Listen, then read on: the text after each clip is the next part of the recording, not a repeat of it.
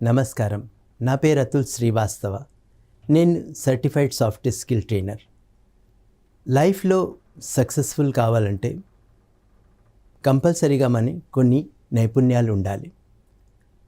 అందులో ఫస్ట్ ప్రభావవంతమైన communication, effective communication ఉంటే మన వ్యూస్ని చాలా చక్కగా మనం చెప్పగలుగుతాము.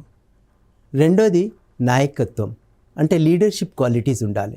లీడర్షిప్ క్వాలిటీస్ ఉంటే మనం ఒక సిచ్యువేషన్ని ఈజీగా కంట్రోల్ చేయగలుగుతాము. మూడోది బహిరంగ ప్రసంగం. బహిరంగ ప్రసంగంలో పబ్లిక్లో మాట్లాడడానికి, మన ఐడియాస్ చెప్పడానికి ఎఫెక్టివ్ కమ్యూనికేషన్ ఉంటే చాలా చక్కగా మనం మన వ్యూస్ని వాళ్ళకి చెప్పగలుగుతాము. నాలుగోది చర్చలు నైపుణ్యం, అంటే నెగోసియేషన్ చాలా ఇంపార్టెంట్ రోల్ ప్లే చేస్తుంది. ఎందుకంటే మన వ్యాపారంలో ఉన్న, కుటుంబంలో, ఒక ఫ్యామిలీలో రిలేషన్ మెయింటైన్ చేసిన, లేకపోతే సమాజంలో మనం ఈ నెగోసియేషన్ రెగ్యులర్గా చేస్తూ ఉంటాం. కానీ మనకు తెలియకపోవచ్చు, ఇది ఒక నెగోసియేషన్ స్కిల్ అని తెలియకపోవచ్చు. ఈరోజు నేను మీకు ఈ నెగోసియేషన్ స్కిల్ ప్రభావవంతంగా ఎలా మనం యూజ్ చేసుకుంటే మన బిజినెస్ చాలా పవర్ఫుల్గా, లేకపోతే మన లైఫ్ చాలా సక్సెస్ఫుల్గా లీడ్ చేయగలుగుతాము, దాని గురించి చర్చించాం. జనరల్గా నెగోసియేషన్ అంటే ఏమిటి? నెగోసియేషన్ అంటే రెండు పార్టీస్ మధ్యలో జరిగే ఒక సంభాషణ.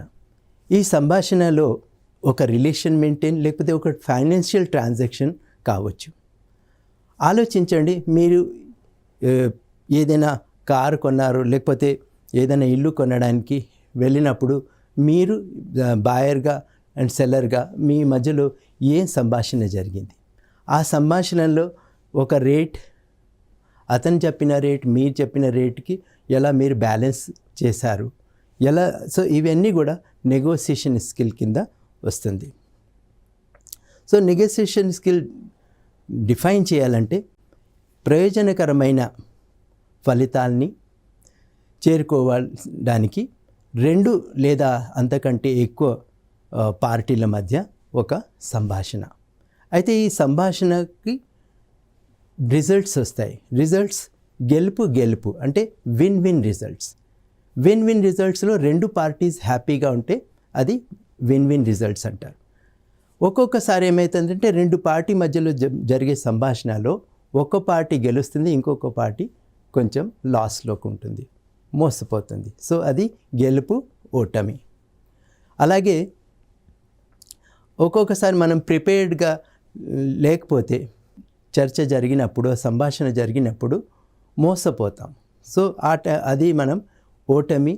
అండ్ మన దగ్గర ఎవరు ఆ సామాన్ కొన్నారో అతను గెలిచినట్టు. ఓటమి గెలుపు.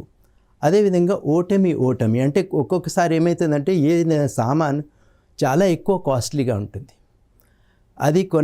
అది అమ్మడానికి అతను ఒక పెద్ద హెవీ రేట్ పెట్టుకుంటాడు.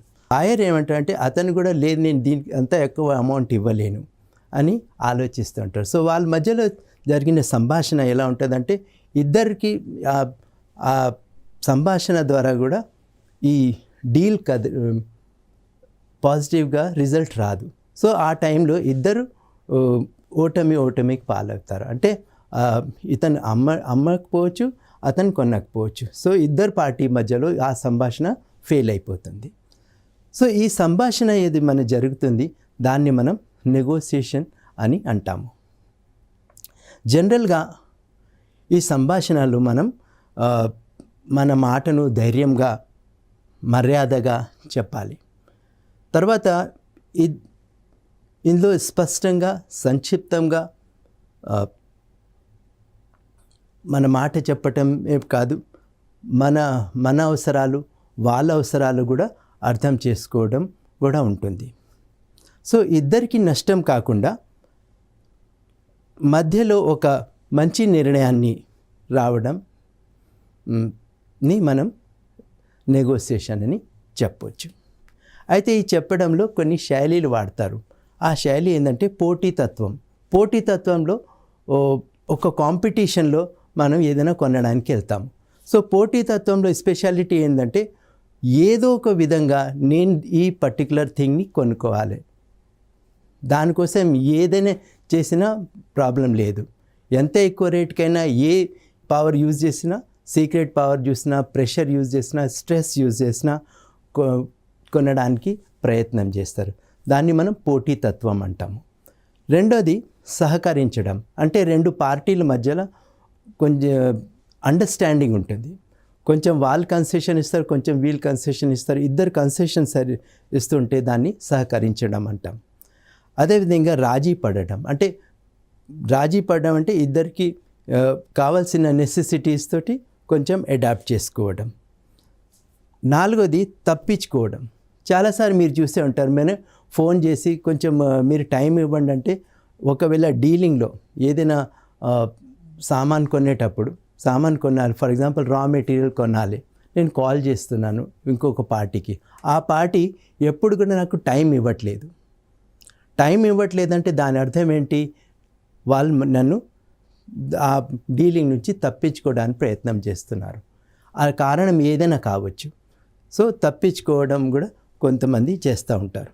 సో పోటీతత్వం, సహకరించడం, రాజీపడడం, అలాగే తప్పించుకోవడం, ఇవన్నీ కూడా నెగోసియేషన్లో ఒక ఇంపార్టెంట్ పార్ట్. సాధారణంగా నెగోసియేషన్ చేసే ముందు మనం ఏ పాయింట్ ఆఫ్ వ్యూ నుంచి ఈ నెగోసియేషన్ చేస్తున్నామో అది ఆలోచించాలి. జనరల్గా మనం కొనుగోలుదారులాగా ఉన్నామా, లేకపోతే కస్టమర్గా ముందుకెళ్తున్నామా, లేకపోతే ఏదైనా ప్రోడక్ట్ గురించి చెప్తున్నామా, సర్వీసెస్ గురించి చెప్తున్నామా, లేకపోతే కాంపిటీటర్ పాయింట్ ఆఫ్ వ్యూ నుంచి ఆలోచిస్తున్నామా. సో ఇప్పుడు మనం ఈ డిఫరెంట్ యాంగిల్స్ నుంచి మనం ఎప్పుడు ఆలోచిస్తామో మన నెగోసియేషన్ పర్ఫెక్ట్గా, సక్సెస్ఫుల్గా రీచ్ అవుతుంది. అదేవిధంగా కస్టమర్ లాగా చూడాలి, కస్టమర్ పాయింట్ ఆఫ్ వ్యూ నుంచి కూడా చూడాలి. కస్టమర్ అంటే లైఫ్లో మనం కస్టమర్గా కూడా కొన్నిసారి రోల్ ప్లే చేస్తాము, కొన్నిసారి కొనుగోలుదారుగా కూడా ప్లే చేస్తాం. ఫర్ ఎగ్జాంపుల్, నేను ఒక ప్రోడక్ట్ తయారు చేస్తున్నాను. సో అది నేను సేల్ చేసేటప్పుడు, సో ఆ టైంలో నేను సేల్స్ పర్సన్గా ప్రవర్తిస్తాను. కానీ అదే ప్రోడక్ట్ తయారు చేయడానికి నేను బయట నుంచి రా మెటీరియల్ కొంటాను. సో రా మెటీరియల్గా కొనేటప్పుడు నేను ఒక కస్టమర్గా ప్రవర్తిస్తాను. రెండోది ఉత్పత్తి. సో ఈ ప్రోడక్ట్ తయారు చేస్తున్నాను, ఈ ప్రోడక్ట్ చాలా ఇంపార్టెంట్ రోల్ ప్లే చేస్తుంది. ఈ ప్రోడక్ట్కి కొన్ని యూనిక్ ఫీచర్స్ ఉంటాయి.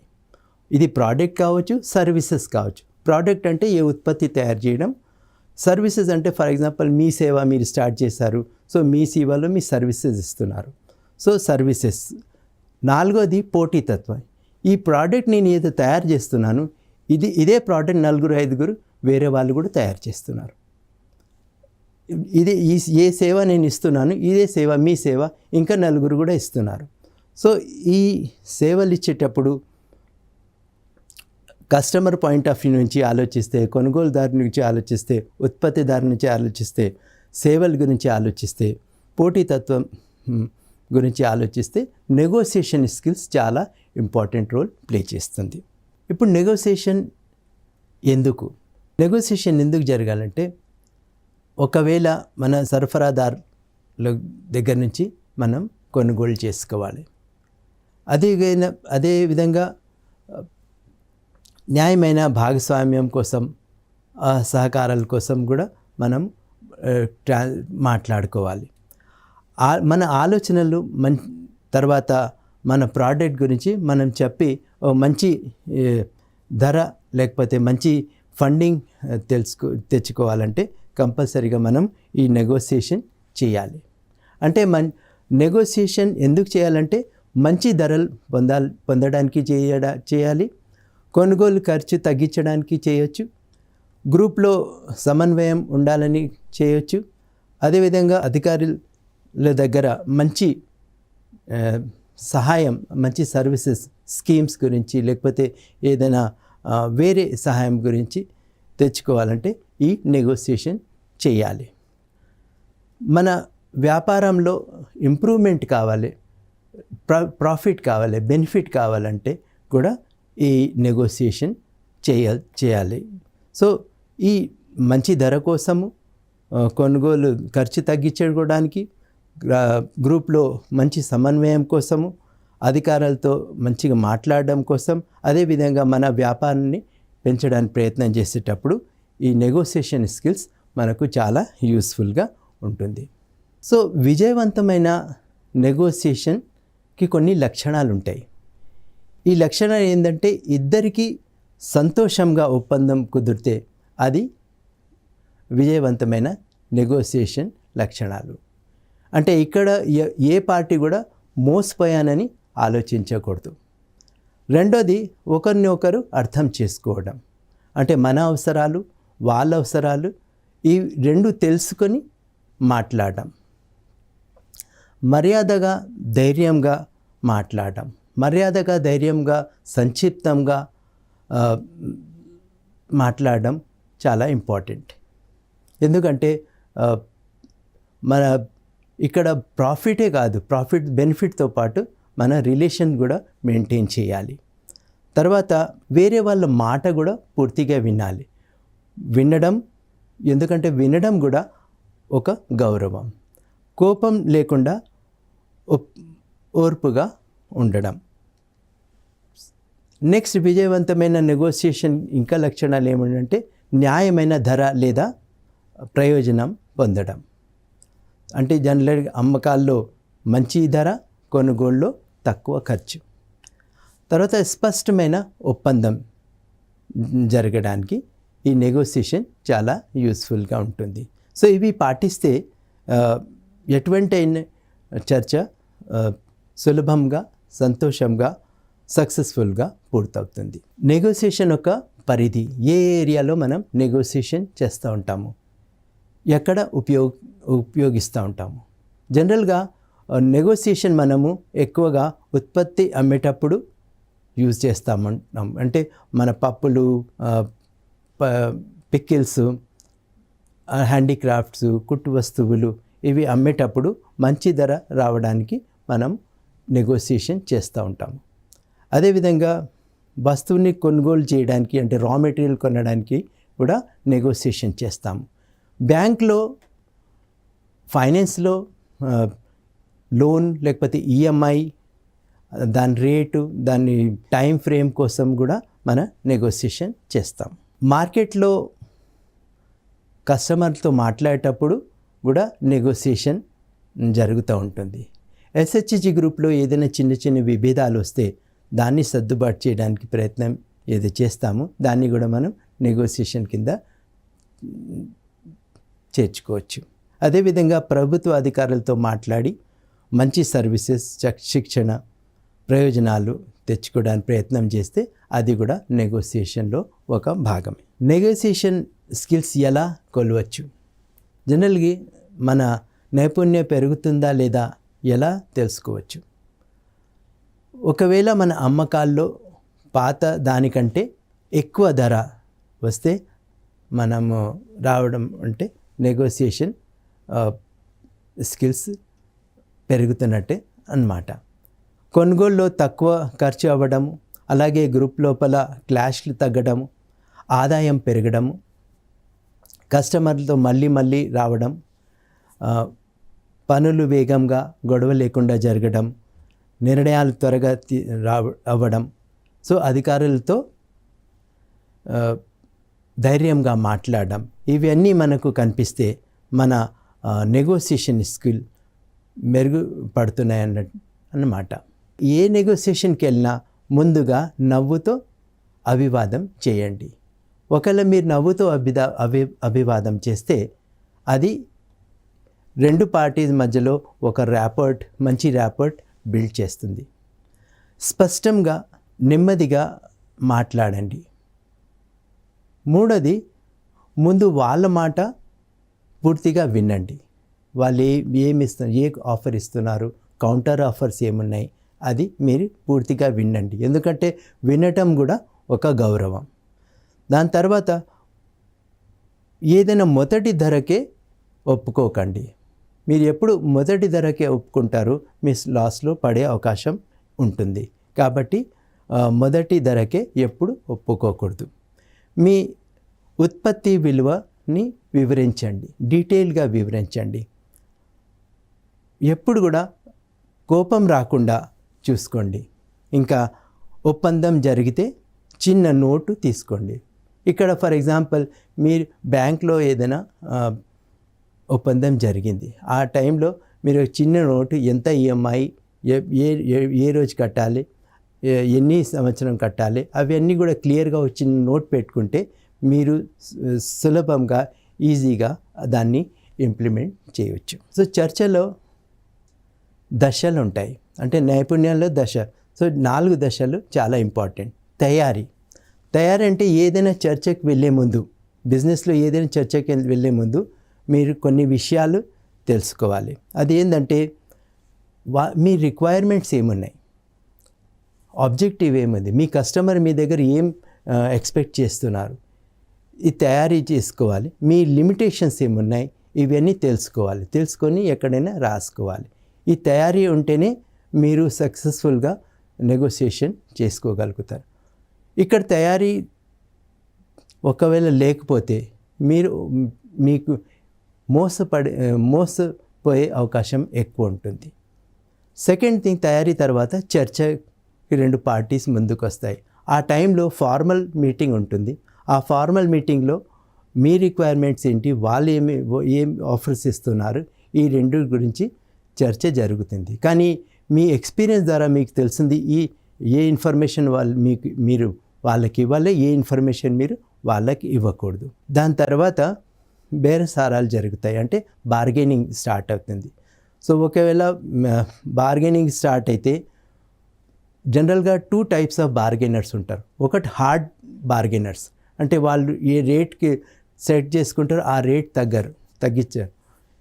కొంతమంది సాఫ్ట్ బార్గెనర్స్ ఉంటారు, అంటే వాళ్ళు రేట్స్ని రెగ్యులర్గా తగ్గిస్తారు. సో మీరు దాన్ని ముందు స్టడీ చేసుకొని మీరు కూడా హార్డ్ బార్గెనర్ సాఫ్ట్ బార్గెనర్ కనుక్కొని మీరు ముందుకెళ్ళాలి. లాస్ట్కి ఒక బ్యాలెన్స్ రేట్కి వస్తారు, దాన్ని మనం ముగింపు అంటే ఒక ఒప్పందానికి, ఒక నిర్ణయానికి 2 పార్టీస్ వస్తాయి. సాధారణంగా తప్పు ఎక్కడ జరుగుతుందంటే మనము తయారీ లేకుండా వెళ్తాము. ఫర్ ఎగ్జాంపుల్ ఇప్పుడు నేను ఒక కార్ అమ్మాలనుకుంటున్నా, నేను కార్ అమ్మాలనుకొని 4గురికి చెప్పేశాను, కానీ నేను దానికి తయారీ చేసుకోలేదు. నేను ఒక రేట్ ఫిక్స్ చేసుకున్నా 3 lakhsకి నేను కార్ అమ్మేస్తానని. నేను ఎక్స్పర్ట్కి చూపెట్టలేదు, అండ్ ఎక్స్పర్ట్ మెకానిక్ నాకు చూసి కార్ ఇట్లా ఇంత రేట్ అని చెప్పలేదు, లీగల్ కూడా నాకు చెప్పలేదు, ఇన్ఫర్మేషన్ తయారీ చేసుకోలేదు. నేను జస్ట్ 4గురికి ఇలా చెప్పేశాను. సడన్గా నాకు ఒక సెల్లర్ వచ్చి అతను బాగా స్ట్రెస్ పెట్టేసి నాకు ఆ కారు 2 lakhsకి కొనుక్కొని వెళ్ళిపోయాడు. ఆ టైంకి నేను స్ట్రెస్లో ఏం చేశాను, తయారీ లేకపోవడం వల్ల నేను ఏం చేశాను, ఇంపల్సివ్గా స్పాంటేనియస్ డిసిజన్ తీసుకోవాల్సి వచ్చింది. ఆ అమౌంట్ చూడంగానే నేను ఇచ్చేసాను. తర్వాత ఏమనిపించిందంటే నేను లాస్ అయిపోయాను. ఎందుకంటే తర్వాత మెకానిక్ ఏమన్నాడు, కాదండి 2 lakhs అసలు కాదు, మీ కార్ అసలు 3,50,000కే వెళ్ళేది. సో అక్కడ ఏమనిపించింది, నాకు మోసపోయాను. కానీ ఎందుకు నేను మోసపోయాను, నేను ప్రిపరేషన్ చేసుకోలేదు. అలాగే ఫర్ ఎగ్జాంపుల్ ఇప్పుడు మీరు ప్రింటింగ్ బిజినెస్లో ఉన్నారు. ప్రింటింగ్ బిజినెస్లో మీరు కస్టమర్కి ఒక బుక్ తయారు చేసి ఇవ్వాలి. సో మీరు పేపర్ కొనడానికి వెళ్ళారు. ఒక 4 డిస్ట్రిబ్యూటర్ని కాల్ ఫార్ చేస్తే మీరు ఒక పేపర్ కావాలని, మీరు జస్ట్ ఎన్ని బండిల్స్ కావాలని చెప్పారనుకోండి, 200 రూపీస్ వాళ్ళు కోట్ చేస్తే నేను 150కి ఇవ్వమని చెప్పాను. ఓకే 150కి వాళ్ళు ఇచ్చేస్తారు. సడన్గా వాళ్ళు 150కి ఇచ్చారు, కానీ ఈ 150కి ఇచ్చింది పేపర్ క్వాలిటీ తగ్గించారు. అది మనకు తెలియదు, ఎందుకంటే మనం అక్కడ వాళ్ళకి స్పెసిఫికేషన్ ఇవ్వలేదు. మేమేమన్నా అంటే మాకు ఎన్ని బండిల్స్ కావాలని చెప్పినాం, అంతేగాని బుక్స్కి ఏ క్వాలిటీ మనం పేపర్ కావాలి ఇది చెప్పలేదు. అతని దగ్గర 100 రూపీస్, 150 రూపీస్, 200 రూపీస్ పేపర్స్ ఉన్నాయి. మనకు ప్రాబ్లం ఎక్కడ అనిపిస్తుంది అంటే, ఈ తయారీ లేనప్పుడు కస్టమర్ దగ్గర నుంచి ఎప్పుడు కంప్లైంట్ వస్తుంది అప్పుడే మనకు ఇది తెలుస్తుంది, అప్పటి వరకు మనకు తెలియదు. జనరల్గా మన కింద పనిచేసే వాళ్ళు వాళ్ళు ఏం చేస్తారంటే సార్ లేకపోతే మేడం డిస్కషన్ చేసి ఈ సామాన్ కొన్నారు కాబట్టి దాని మీద ఎటువంటి డిస్కషన్ చేయరు. ఓన్లీ కస్టమర్ మీకు ఫీడ్బ్యాక్ ఇచ్చేటప్పుడు మీ ఇచ్చిన బుక్ పేపర్ చాలా పల్చగా ఉంది, మీరు అసలు ఈ క్వాలిటీ ఎందుకు ఇచ్చారు, ఇంతకుముందు బాగుండేది అని చెప్తే అప్పుడు మనకు తెలుస్తుంది. సో స్పెసిఫికేషన్ తయారీలో ఏముందంటే ప్రింటింగ్ కోసం నాకు పేపర్ బండలే కాదు, బండల్తో పాటు GSM కూడా తెలిసి ఉండాలి. అంటే 70 GSMకి ఇంత రేటు, 30 GSMకి ఇంత రేటు, 50 GSMకి ఇంత రేటు. సో ఏ GSM కావాలి అది మీరు స్పెసిఫిక్గా చెప్తేనే మీకు చర్చలో ఆ పర్టికులర్ రిజల్ట్స్ వస్తాయి. సో తయారీ లేకపోవడం వల్ల కూడా మీరు మోసపోయే అవకాశం ఉంది. మీ ప్రోడక్ట్ దెబ్బతినొచ్చు, మీ కస్టమర్ సర్వీసెస్ కూడా లాస్ అయ్యే అవకాశం ఉంది. మీకు చాలా లాస్ అయ్యే వరకు కూడా ఒక్కొక్కసారి తెలియకపోవచ్చు. రెండోది భావోద్వేగ, అంటే జనరల్గా హార్డ్ బార్గెనర్స్ ఏం చేస్తారంటే మిమ్మల్ని స్ట్రెస్లో పెడతారు. స్ట్రెస్లో పెట్టినప్పుడు కొంచెం వాళ్ళు అన్ని రకాల సిస్టమ్ యూజ్ చేస్తారు. ఫర్ ఎగ్జాంపుల్ మీకు స్ట్రెస్ ఇవ్వచ్చు, మీకు భయం పెట్టించవచ్చు, మీ మీద ఏదైనా రాంగ్ ఇన్ఫర్మేషన్ ఇవ్వచ్చు, ఏదో ఒక విధంగా వాళ్ళు కొనాలనుకుంటారు. సో వాళ్ళు కంపల్సరీగా మీకు ఎమోషనల్గా బ్లాక్మెయిల్ చేసి కొనడానికి ప్రయత్నం చేస్తారు. కాబట్టి మీరు భావోద్వేగ ప్రాబ్లంలో పడకూడదు. మీరు ఇది తప్పకుండా ఆలోచించాలి. ఎప్పుడు కూడా మొదటి ఆఫర్ని చాలా త్వరగా అంగీకరించకూడదు. ఫర్ ఎగ్జాంపుల్ ఇప్పుడు ఈ పెన్ ఉంది, ఈ పెన్ నేను ప్రోడక్ట్ తయారు చేస్తున్నాను. ఈ పెన్ ₹2, నా తయారీ కాస్ట్ 1.90. నేను ఈ పెన్కి ₹2 అని పెట్టుకుంటే నేను ఈ ₹2కి అమ్మొచ్చు హానెస్ట్గా. కానీ నేనేం చేయాలి, ఈ పెన్నుకి ₹5 అని రేట్ పెట్టాలి. ఎప్పుడు నేను ఈ పెన్నుకి ₹5 అని రేట్ పెడతాను, ఈ సమాజంలో చాలామంది వితౌట్ బార్గెనింగ్ చేసి ₹5కి కొనే వాళ్ళు కూడా ఉన్నారు.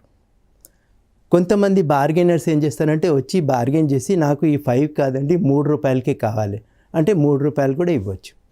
తర్వాత కొంతమంది హార్డ్ బార్గెనర్స్ ఉంటారు, వాళ్ళు వచ్చి ₹2 మేబీ 190కి కూడా కొనడానికి రెడీ ఉంటారు. సో నేను 190కి వాళ్ళకి ఇచ్చేస్తాను.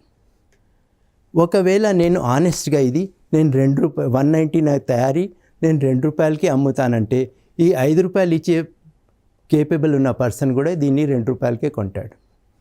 ₹3 ఇచ్చే కేపబుల్ పర్సన్ కూడా దీన్ని ₹2కి కొంటాడు. ప్రెషర్ ఇచ్చేసి 1.96 అంటే వితౌట్ ప్రాఫిట్ కూడా కొనడానికి ప్రయత్నం చేస్తారు. సో ఇక్కడ ఏమైపోతుంది, నేను ఒకవేళ లోవర్ సెట్టింగ్ పెడితే నేను లాస్లో ఉంటాను. సో ఎప్పుడు కూడా ధర కొంచెం ఎక్కువ పెట్టుకోవాలి. ఎందుకంటే సమాజంలో డిఫరెంట్ టైప్స్ ఆఫ్ పీపుల్ ఉంటారు. కొంతమంది నెగోషియేషన్ చేస్తారు, కొంతమంది నెగోషియేషన్ చేయరు. సో రేంజ్ పెంచాలంటే ₹5, ₹3, ₹2 అండ్ 1.90 ఈ అందరికీ క్యాటర్ చేయాలంటే కంపల్సరీగా నేను దీంట్లో ఒక పర్ఫెక్ట్ రేట్ పెట్టుకోవాలి. బిగ్గెస్ట్ ఛాలెంజ్ మనం ఫేస్ చేసేది ఏంటంటే చర్చలు ఎలా జరపాలి. ఎందుకంటే ముందుగా ఏ పార్టీ వచ్చినా గ్రీటింగ్ చాలా ఇంపార్టెంట్. మీరు చక్కగా గ్రీట్ చేస్తే ఒక ర్యాపోర్ట్ డెవలప్ అవుతుంది, ఒక మంచి ఎన్వైర్న్మెంట్ క్రియేట్ అవుతుంది. సో ఆ మంచి ఎన్వైరన్మెంట్లో మనకు ఈ చర్చలు సక్సెస్ఫుల్గా జరిగే అవకాశాలు ఎక్కువ ఉన్నాయి. కాబట్టి ముందుగా నమస్కారం చేయడము, లేకపోతే మంచి గ్రీట్ చేసి వాళ్ళని ఒక మంచి సిచ్యువేషన్లో కంఫర్టబిలిటీ తీసుకురావడానికి ప్రయత్నం మనం చేయాలి. తర్వాత మన అవసరాలని కూడా మనం క్లియర్గా వాళ్ళకి చెప్పాలి. ఎప్పుడు మనం మన అవసరాలని క్లియర్గా చెప్తామో మన అవసరాలని కూడా స్పష్టంగా చెప్పాలి. దాని తర్వాత ముందుగా వాళ్ళు ఏమేమి కోరుకుంటున్నారు, వాళ్ళు ఏ ధర ఫిక్స్ చేసుకున్నారు, దాని కారణం ఏంటి తెలుసుకోవాలి. జనరల్గా ఇక్కడ మనం ఏమి అర్థం చేసుకోవాలంటే ఒక్కొక్కసారి క్వాలిటీ చాలా ఇంపార్టెంట్ రోల్ ప్లే చేస్తుంది. Customers different types of customers ఉంటారు. కానీ ఒక సెల్లర్ కోసం ఆర్ ఒక ప్రోడక్ట్ డెవలప్ చేసే వాళ్ళకు కస్టమర్ చాలా ఇంపార్టెంట్ రోల్ ప్లే చేస్తారు. అదేవిధంగా సెల్లర్ కూడా కస్టమర్ ఫోకస్డ్ డిస్కషన్ ఎప్పుడు కూడా మనం పెట్టుకోవాలి. సో ఒక్కొక్కసారి జనరల్గా ఏం జరుగుతుందంటే క్వాలిటీ తక్కువ ఉండొచ్చు, ఆ టైంలో అతను రేట్ తగ్గించడానికి ప్రయత్నం చేస్తారు, లేకపోతే తీపి మాట తోటి లేకపోతే ఎక్సెసివ్ అప్రిసియేషన్ చేసి మోసపోయే అవకాశం ఎక్కువ ఉంటుంది. చర్చలు ఎలా జరగాలి? జనరల్గా చర్చలు మంచి ఎన్వైరన్మెంట్ జరగాలంటే ముందుగా మనం మంచిగా గ్రీటింగ్ చేయాలి. గ్రీటింగ్ చేసి ఆ కంఫర్టబిలిటీ, ఒక మంచి ఎన్విరాన్మెంట్ క్రియేట్ చేయాలి. ఆ ఎన్విరాన్మెంట్ క్రియేట్ చేసిన తర్వాత మన అవసరాలని కూడా స్పష్టంగా వాళ్ళకి చెప్పాలి. మన అవసరాలతో పాటు వాళ్ళ మాటని కూడా పూర్తిగా వినాలి. వినేటప్పుడు వారు ఆ ధరకి ఎందుకు ఇస్తున్నారు, ఆ రేట్ ఎందుకు ఇస్తున్నారు అది తెలుసుకోవాలి. తర్వాత ఆ చర్చ సులభంగా జరిగే అవకాశం ఉంటుంది. మీ చర్చ లేదా మీ మాట ధైర్యంగా మీరు చెప్పాలి. ఈ చెప్పిన తర్వాత మీ ఉత్పత్తి ఆర్ ప్రోడక్ట్ ఆర్ సర్వీసెస్కి యూనిక్ ఫీచర్స్ ఏమున్నాయి, ఆ రేట్ మీరు ఎందుకు పెట్టారు, ఆ విలువ డీటెయిల్డ్గా మీరు చెప్తే, వాళ్ళకి అర్థమయ్యేటట్టుగా చెప్తే అది ఒక క్లియర్ పిక్చర్ నెగోసియేషన్ స్కిల్లో మీకు ఇస్తుంది. జనరల్గా వాళ్ళు ఇచ్చిన ఆఫర్కి తప్పకుండా మనం కౌంటర్ ఆఫర్ ఇవ్వాలి. ఒకవేళ కౌంటర్ ఆఫర్ ఇవ్వకపోతే మనం నష్టపోయే అవకాశం ఎక్కువ ఉంటుంది. లాస్ట్కి ఈ చర్చ జరిగినప్పుడు ఇద్దరికి ఉపయోగపడే, ఇద్దరు పార్టీస్ లాస్ కాకుండా జరిగే చూసుకోవాలి. సో మంచి మాటలతో మర్యాదగా ధైర్యంగా మాట్లాడితే చర్చలు సక్సెస్ఫుల్గా కంప్లీట్ అవుతుంది. చర్చలు జరిగినప్పుడు సంభాషణ కంటే ఎక్కువ చాలామంది అబ్జర్వ్ చేసేది మన బాడీ లాంగ్వేజ్ ద్వారా పార్టీలు ఒకరినొకరు అర్థం చేసుకుంటారు. ఫర్ ఎగ్జాంపుల్, మాట్లాడేటప్పుడు ఐ కాంటాక్ట్ ఇవ్వట్లేదు, ఒకవేళ ఐ కాంటాక్ట్ ఇవ్వకుండా మాట్లాడుతున్నారంటే దాని అర్థం ఏంటి? Lack of confidence in bargaining. అంటే బార్గెనింగ్లో విశ్వసనీయత తక్కువ ఉంది, కాన్ఫిడెన్స్ తక్కువ ఉంది. సో అక్కడ మోసం చేసే అవకాశం ఎక్కువ ఉంటుంది. రెండోది, మేకింగ్ ఎక్సెసివ్ ఐ కాంటాక్ట్, అంటే ఎక్కువ ఐ కాంటాక్ట్ చేస్తున్నారు. సో ఎక్కువ ఐ కాంటాక్ట్ చేస్తున్నారంటే దాని అర్థం ఏంటి? మీ మీద స్ట్రెస్ పెట్టడానికి, ప్రెషర్ పెట్టడానికి ప్రయత్నం చేస్తున్నారు. ఏదో ఒక తొందరగా ఆ డీల్ క్లోజ్ చేయడానికి ప్రయత్నం చేస్తున్నారు. మీకు ఒక సాఫ్ట్ టార్గెట్గా ఇంకొక పార్టీ ఆలోచిస్తుంది. మూడోది, ఏదైనా వస్తువుతో ప్లే చేస్తున్నారు, అంటే హెయిర్ పెన్సిల్స్ కావచ్చు, పేపర్ కావచ్చు, దాంతో ప్లే చేస్తూ ఉంటారు. సో ఒకవేళ అలా చేస్తుంటే మాట్లాడేటప్పుడు అది ల్యాక్ ఆఫ్ కాన్ఫిడెన్స్, అంటే బార్గెనింగ్ పొజిషన్లో ల్యాక్ ఆఫ్ కాన్ఫిడెన్స్ చూపిస్తుంది. తక్కువ ఇంట్రెస్ట్ ఉన్నట్టుగా తెలుస్తుంది. కాబట్టి అక్కడ కూడా ప్రాబ్లం. దీన్ని కూడా ఒక ఇంపార్టెంట్ కంపోనెంట్గా పార్టీస్ భావిస్తాయి. Next, crossing and uncrossing of legs. మాట్లాడేటప్పుడు మరి మాటికి పొజిషన్ మారుస్తున్నారు. సో ఆ పొజిషన్ మారుస్తుంటే దాని అర్థం ఏంటంటే ఆ పర్సన్ ఇంపేషెంట్గా ఉన్నాడు, వెయిట్ చేయలేకపోతే తొందరగా ఈ డీల్ క్లోజ్ చేసి వెళ్ళిపోవాలనుకుంటున్నాడు. దీన్ని అలా పరిగణలో తీసుకుంటారు. Next, keeping legs and arms crossed. ఇందులో జనరల్గా not receptive to your bargaining positions, అంటే మీరు ఏ రేట్ సెట్ చేస్తున్నారో అతను అది విన్నే పొజిషన్లో లేడు. జనరల్గా ఒక హార్డ్ బార్గెనర్ ఇది చేస్తారు, అంటే మీ వైపు కాన్సన్ట్రేషన్ చేయరు. వాళ్ళు ఫిక్స్ రేట్ ఒకటి పెట్టుకున్నారు, ఆ రేట్కి తగ్గించడానికి ప్రయత్నం చేయరు. సో ఈ బాడీ లాంగ్వేజ్ చాలా ఇంపార్టెంట్ రోల్ ప్లే చేస్తుంది. సో నెగోసియేషన్ స్కిల్లో సంభాషణతో పాటు బాడీ లాంగ్వేజ్ కూడా చాలా ఇంపార్టెంట్ రోల్ ప్లే చేస్తుంది. ఈ బాడీ లాంగ్వేజ్ ఒకవేళ ఇంప్రూవ్ చేసుకుంటే మనం ఇంకా సక్సెస్ఫుల్గా నెగోసియేషన్ చేయగలుగుతాం. జనరల్గా కామన్ మిస్టేక్స్, ఇది మనం ఎప్పుడు కూడా నెగోసియేషన్లో అవాయిడ్ చేయాల్సింది. ఒకటి, ఇన్ఎడిక్వేట్ ప్రిపరేషన్, అంటే ప్రిపరేషన్ సరిగ్గా చేయలేదనుకోండి. Next, give and take principle ఉంటుంది. So give and take principle అంటే ఒకళ్ళు కోఆపరేట్ చేసి, సపోజ్ ఈ ప్రిన్సిపల్ని అవాయిడ్ చేస్తున్నారంటే అక్కడ కూడా చర్చలు విఫలమయ్యే అవకాశం ఎక్కువ ఉంటుంది. నెక్స్ట్, ఒక అగ్రెసివ్ బిహేవియర్ యూజ్ చేయడము, ఇంపేషెంట్గా ఉండడం, దానివల్ల కూడా చర్చల్లో లాసెస్ వచ్చే అవకాశం ఎక్కువ ఉంది. లాస్ ఆఫ్ టెంపర్, తొందరగా కోపం రావడం, మర్యాదపూర్వకంగా మాట్లాడకపోవడం, చాలా క్లియర్గా మన స్పెసిఫికేషన్ ఇవ్వకపోవడం, తర్వాత ఎక్కువ మాట్లాడడం, తక్కువ వినడం, ఇండిఫరెంట్ బాడీ లాంగ్వేజ్ ఉండడం, ఇది కూడా మనకు చర్చల్లో సక్సెస్ రావడానికి అడ్డుగా ఉంటాయి. నెక్స్ట్, ఏదైనా ఆర్గ్యుమెంట్లో దిగడం, ఎక్కడ ఆర్గ్యుమెంట్ మొదలవుతుంది అక్కడ చర్చ క్లోజ్ అవుతుంది, అక్కడ చర్చలు జరగవు. కాబట్టి ఎప్పుడు కూడా ఆర్గ్యుమెంట్ అవాయిడ్ చేయాలి. నెక్స్ట్, కాన్ఫ్లిక్ట్స్ ఏదైనా ఉంటే దాన్ని ఇగ్నోర్ చేయాలి. సో ఈ కామన్ మిస్టేక్ మనం అవాయిడ్ చేస్తే సక్సెస్ఫుల్గా చర్చలు నైపుణ్యంతో మనము ఎఫెక్టివ్గా మన లైఫ్ లీడ్ చేసుకోవచ్చు. ఇప్పుడు నెగోసియేషన్కి వెళ్ళే ముందు కొన్ని ప్లానింగ్ చాలా అవసరం. ప్రీ నెగోసియేషన్ ప్లానింగ్ అంటాము. అంటే దీంట్లో 10 స్టెప్స్ ఉంటాయి ఈ ప్రాసెస్లో. సో ఇప్పుడు మనం ఆ చార్ట్ చూద్దాము. ఇందులో ఫస్ట్ స్టెప్ ఏంటంటే prepare your self and your team. అంటే ఏదైనా నెగోసియేషన్కి వెళ్ళే ముందు ఎవరెవరు ఆ నెగోసియేషన్కి వెళ్తున్నారు, ఆ టీం ఎవరు లీడ్ చేస్తారు, ఎవరు బ్యాక్ నుంచి ఇన్ఫర్మేషన్ ఇస్తారు, ఇది ముందు మనం రాసుకోవాలి.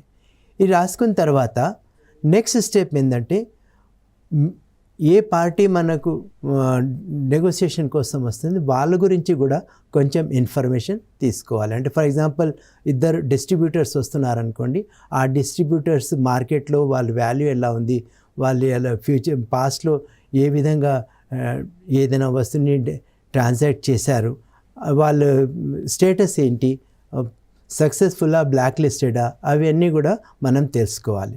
సో ఫస్ట్ స్టెప్లో మనం ఎక్కడ ప్రిపేర్ చేస్తాము ఒక టీము, ఆ టీంకి ఈ ఇన్ఫర్మేషన్ కూడా ఇస్తాము.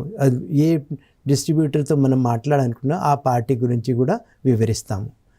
స్టెప్ 3 ఏంటంటే నో ద బిగ్ పిక్చర్. అసలు మనం ఈ రెండు సంభాషణ జరిగేటప్పుడు అసలు రిజల్ట్ ఏమొస్తుంది, ఆ మ్యాక్సిమం రిజల్ట్ ఏమొచ్చే అవకాశం ఉంది, దాని గురించి కూడా డిస్కస్ చేయాలి. ఆ బిగ్ పిక్చర్ మనకు తెలిసి ఉంటే మనం ఆ డైరెక్షన్లో డిస్కషన్ని ముందుకు మూవ్ చేస్తాము. ఒకవేళ ఆ బిగ్ పిక్చర్ మనకు తెలియకపోతే డిస్కషన్ డేవియేట్ అయ్యే ఛాన్సెస్ ఎక్కువ ఉంటాయి. స్టెప్ 4లో ఐడెంటిఫై జాబ్ ఆబ్జెక్టివ్స్. అంటే ఇంట్రెస్ట్ ఎక్కడెక్కడ ఆ పార్టీ ముందుకు రావడానికి ఇంట్రెస్ట్ ఏముంది, అదేవిధంగా మనం ఈ డిస్కషన్లో ఎందుకు వెళ్తున్నాము, అసలు ప్రోడక్ట్ కొనడానికి వస్తున్నారా లేకపోతే జస్ట్ ఇన్ఫర్మేషన్ తీసుకోవడానికి వస్తున్నారా, ఇవన్నీ కూడా మనం క్లియర్గా తెలుసుకోవాలి. 5th స్టెప్ ఏంటంటే ప్రయారిటైజ్ ఆబ్జెక్టివ్స్. సో ఈ డిస్కషన్ ఎప్పుడు మనం స్టార్ట్ చేస్తామో మన ఆబ్జెక్టివ్ ఏముంది, ఆ ఆబ్జెక్టివ్లో ఫస్ట్ ఆబ్జెక్టివ్ ఏముంది, సెకండ్ ఆబ్జెక్టివ్ ఏమింది, థర్డ్ ఆబ్జెక్టివ్ ఏముంది, ఈ ఆబ్జెక్టివ్ని మనం ప్రయారిటైజ్ చేయాలి. అంటే ఒక్కొక్కసారి ఏమవుతుందంటే ఫర్ ఎగ్జాంపుల్ ఒక ప్రోడక్ట్ ఉంది, ఆ ప్రోడక్ట్ నేను ఇంకొక పార్టీకి చూపెట్టాలనుకుంటున్నాను, నా ఆబ్జెక్టివ్ సేల్లే ఉండొచ్చు, కానీ ఒకవేళ సేల్ కాకపోతే ఏం చేయాలి? సో సేల్ కాకపోతే నెక్స్ట్ ప్రయారిటీ నాది ఏంటంటే నా ప్రోడక్ట్ గురించి ఇన్ఫార్మ్ చేయడం.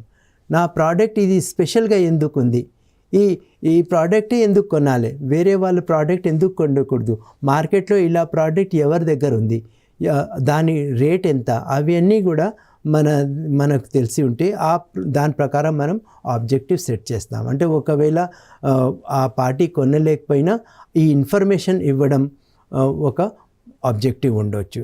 ఒకవేళ ఇది లేదనుకోండి, ఆ ఇన్ఫర్మేషన్తో పాటు ఇంకా ఎవరికైనా ఇంకొక పార్టీకి కూడా వాళ్ళు మన ప్రోడక్ట్ని రికమెండ్ చేసేటట్టుగా ఉండొచ్చు. సో 5th స్టెప్లో మనం ఆ ఆబ్జెక్టివ్స్ని ప్రయారిటీగా పెట్టుకోవాలి. ఎందుకు ఈ ప్రయారిటీ పెట్టుకోవాలంటే సడన్గా మనం ఇది అమ్మేద్దామని ఆలోచనతో వెళ్తే ఒకవేళ ఆ ట్రాన్సాక్షన్ ఫుల్ఫిల్ కాలేదనుకోండి, మొత్తం టీం డిప్రెస్ అయిపోతుంది. కాబట్టి మనం ముందే ఈ ప్రయారిటీస్ పెట్టుకుంటే ఆ టీం డిప్రెషన్ నుంచి ఈజీగా బయటకు వస్తుంది, ఈజీగా వాళ్ళు ఏదో ఒకటి సాధించినట్టుగా వాళ్ళకు ఫీలింగ్ వస్తుంది. Next is step 6 is create options. అంటే ఒక ఆప్షన్ క్రియేట్ చేయాలి. అంటే రెండు పార్టీస్ మధ్యలో జరుగుతున్న సంభాషణలో ఒక ఆప్షన్ కౌంటర్ ఆప్షన్స్ ఇవ్వాలి. సో ఆ ఆప్షన్స్ ఏమి ఇస్తున్నాము, ఎట్లాంటి కన్సెషన్ ఇస్తున్నాము, ఎందుకు ఇస్తున్నాము, ఆ కన్సెషన్ ఇవ్వడానికి లేకపోతే ఏదైనా దాంతోపాటు ఏదైనా ఎక్స్ట్రా ఏదైనా ఇన్సెంటివ్ ఇస్తున్నామా, ఇది మనం ముందు క్రియేట్ చేసి పెట్టుకోవాలి. దాని తర్వాత ఒక ఫెయిర్ స్టాండర్డ్ సెట్ రైట్ చేసుకోవాలి. ఆ ఫెయిర్ స్టాండర్డ్ ఏంటంటే ఈ పార్టీలో ఈ పర్టికులర్ రేట్ కంటే తగ్గను, ఈ స్టాండర్డే మెయింటైన్ చేస్తాను. ఒకవేళ నేను యాజ్ ఏ సెల్లర్ కాకుండా యాజ్ ఏ బయర్ వెళ్తున్నాను అనుకోండి, నాకు కావాల్సిన నా ప్రోడక్ట్ కోసం కావాల్సిన క్వాలిటీ మెయింటైన్ చేయడానికి నాకు కొన్ని స్టాండర్డ్స్ని ఫిక్స్ చేస్తాను. ఇంతకుముందు నేను మీకు డిస్కషన్లో చెప్పాను కదా, పేపర్లో డిఫరెంట్ క్వాలిటీస్ వస్తాయి. కానీ నేను ఏ బుక్ నేను మా కస్టమర్కి ఇవ్వాలనుకుంటానో దానికి ఒక సెట్ జిఎస్ఎం ఉంటుంది. ఆ సెట్ జిఎస్ఎం నాకు అది నేను స్టాండర్డ్గా వాడతాను, దానికంటే తగ్గించను, దానికంటే ఎక్కువ వెళ్ళను. అది ఆ పర్టికులర్ స్టాండర్డ్ మనం సెట్ చేసుకుంటే అది చాలా యూస్ఫుల్గా ఉంటుంది డిస్కషన్లో. నెక్స్ట్ ఒకవేళ అనుకోండి ఒక సిచ్యువేషన్లో ఆ పర్టికులర్ స్టాండర్డ్ రాలేదు. ఆ స్టాండర్డ్ రాలేకపోతే నా దగ్గర ఏమేమి ఆల్టర్నేటివ్స్ ఉన్నాయి. సో ఒకవేళ ఈ పర్టికులర్ చర్చ ఫెయిల్ అయితే నా దగ్గర ఇంకొక ఆల్టర్నేటివ్ ఏముంది, ఆ ఆల్టర్నేటివ్స్ని కూడా మనం ఎక్స్ప్లోర్ చేయాలి. ఫర్ ఎగ్జాంపుల్, ఇప్పుడు నేను ఒక పేపర్ కొనాలనుకుంటాను, 4 డిస్ట్రిబ్యూటర్తో మాట్లాడాను, కానీ ఏ జిఎస్ఎం నాకు కావాలి, ఆ జిఎస్ఎం ఎవరి దగ్గర లేదు. సో నెక్స్ట్ ఆల్టర్నేటివ్ ఏంటి, ఒకవేళ నేను తగ్గించడానికి ప్రయత్నం చేస్తే ఎంత తగ్గించవచ్చు ఆ పర్టికులర్. సో దాన్ని మనం ఆల్టర్నేటివ్స్ అంటాం. సో ఆ ఆల్టర్నేటివ్ని మనం ఎగ్జామిన్ చేయాలి. నెక్స్ట్ స్టెప్ 9, ఒక స్ట్రాటజీ ప్రకారం మనం వెళ్ళాలి. ఏదైనా చర్చకి వితౌట్ స్ట్రాటజీ లేకుండా వెళ్ళకూడదు. ఫస్ట్ ఏ రేట్ చెప్తాము, దాంతో ఎంత తగ్గుతాము, ఎంత ప్రెషర్తో తగ్గుతాము, లేకపోతే ఇమ్మీడియట్గా తగ్గుతాము, అది అంతా ఒక స్ట్రాటజీ అండ్ టాక్టిక్స్ కింద, కౌంటర్ టాక్టిక్స్ కింద యూజ్ చేయాలి. ఫర్ ఎగ్జాంపుల్, ఒకవేళ మీకు ఆ రేట్స్ సెట్ అవ్వట్లేదు, so you can take a time out. అంటే కొంచెం సేపటి కోసం మీరు ఏదో ఒక ఏ కాల్ అనుకోండి, లేకపోతే ఏదైనా ఎక్స్క్యూజ్ తీసుకొని బయటకు వచ్చేసి కొంచెం సేపు టైం స్పెండ్ చేసి మళ్ళీ వెళ్ళొచ్చు. సో ఈ టైం అవుట్ తీసుకుంటే మీరు ప్రెషర్ పడకుండా ఏదైనా నెగోసియేషన్ చేయవచ్చు. చాలామంది ఇది యూజ్ చేస్తారు. సో ఎప్పుడు ఒక స్ట్రాటజీతో మనం ముందుకు వెళ్తాము, టాక్టిక్స్ వాడతాము, సెట్ టాక్టిక్స్ వాడతాము, అప్పుడు పర్ఫెక్ట్గా నెగోసియేషన్ చేయగలుగుతాము. Last but not least is step 10, develop a solid approved team of negotiation planning.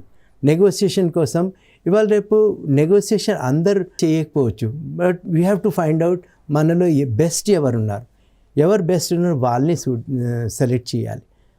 ఇందులో ఇవాళ రేపు అన్ని కోర్సెస్లో ట్రైన్డ్ కన్సల్టెంట్స్ వస్తున్నారు. నెగోసియేషన్ చేయడానికి వాళ్ళకు లీగల్ ఆస్పెక్ట్ తెలిసి ఉంటుంది, వాళ్ళకు డిఫరెంట్ గైడ్లైన్స్ తెలిసి ఉంటుంది, వాళ్ళకు ఒక ఫ్రేమ్ వర్క్ ఉంటుంది, సైంటిఫిక్గా వాళ్ళు ముందుకు వెళ్తారు.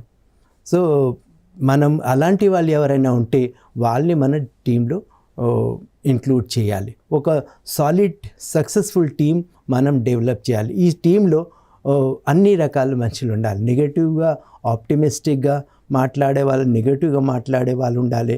నెగటివ్గా మాట్లాడే వాళ్ళు ఎందుకంటే ఆ నెగటివ్గా మాట్లాడే అతను నెగటివ్గా చెప్తుంది, అది మనకు ఛాలెంజ్. ఫ్యూచర్లో మనం ఆ ఛాలెంజెస్ ఫేస్ చేస్తాం కాబట్టి దాన్ని నెగటివ్గా తీసుకోకుండా దాన్ని ఒక ఛాలెంజ్ ఫ్యూచర్లో తీసుకోవాలని ఆలోచించండి.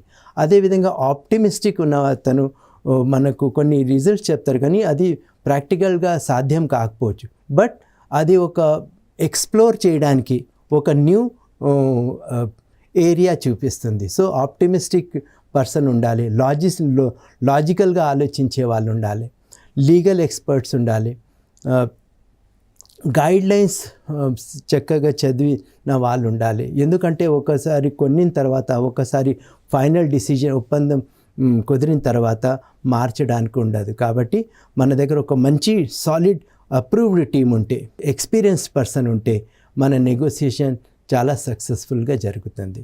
సో నెగోసియేషన్ చేసే ముందు ఈ 10 స్టెప్స్ని మనం ఫాలో చేస్తే ఒక పర్ఫెక్ట్ టీమ్ తయారవుతుంది. అది సక్సెస్ఫుల్గా నెగోషియేట్ చేస్తుంది. మనం win win outcome, win result కోసం ఎప్పుడు కూడా ముందుకు వెళ్ళాలి.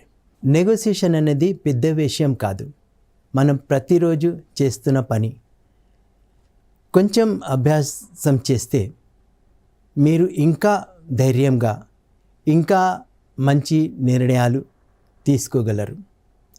ఎందుకంటే మన నెగోసియేషన్ బాగుంటే ధరలు బాగుంటాయి. ధరలు బాగుంటే అవకాశాలు పెరుగుతాయి. అవకాశాలు పెరిగితే మన ఎస్హెచ్జి బలపడుతుంది. మన ఎస్హెచ్జి బలపడితే జీవితం మెరుగుపడుతుంది.